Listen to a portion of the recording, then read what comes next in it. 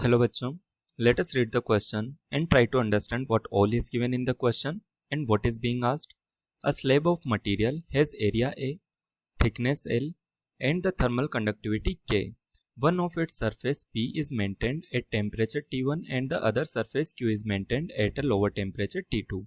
The rate of flow from P to Q is rate of flow of heat. तो question के अंदर हमें दी हुई है एक स्लैब है, ये स्लैब दी हुई है हमें, दिस इज द स्लैब। इसका सरफेस, ये वाला सरफेस है P और ये वाला सरफेस है Q। सरफेस P का टेम्परेचर T1 है और सरफेस Q का टेम्परेचर T2 है। T1 is greater than T2, ये क्वेश्चन के अंदर दिया हुआ है। और the surface area, the area of cross section, area of cross section of the slab दिया हुआ है A, और distance between these two surfaces is given as L which is delta X। Material जो स्लैब में use किया गया है उसकी thermal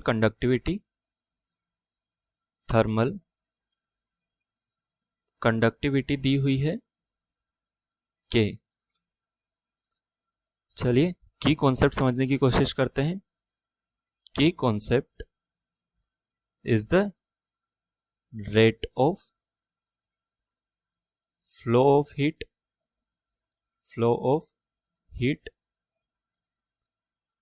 through a material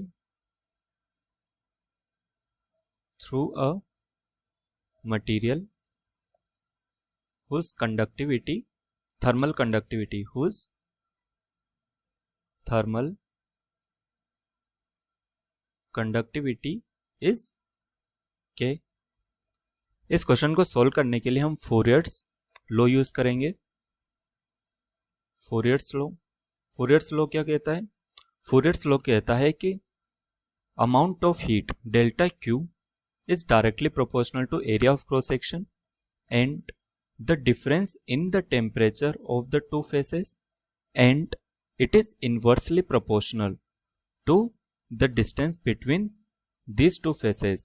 Again, this heat is directly proportional to the time for which this temperature is maintained.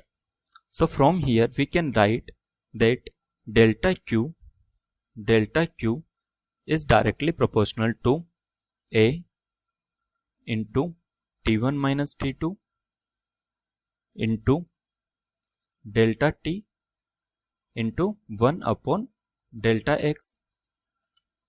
So if we take the proportionality constant as K, this is the proportionality constant, so delta Q can be written as K A T1 minus T2 into delta T upon delta X. Let us take this delta T here, so we can write delta Q upon delta T is equal to KA T1 minus T2, और delta X अपन को question में already दिया हुआ है जो है L। So this is the rate of flow of heat. तो अब हम ऑप्शन चूज कर सकते हैं। हमारा ऑप्शन होगा ऑप्शन C। तो यहां से हम अपना फाइनल आंसर लिख सकते हैं। Final answer delta Q upon delta T is equal to KA T1 minus T2 upon L, which is option C. Thank you so much.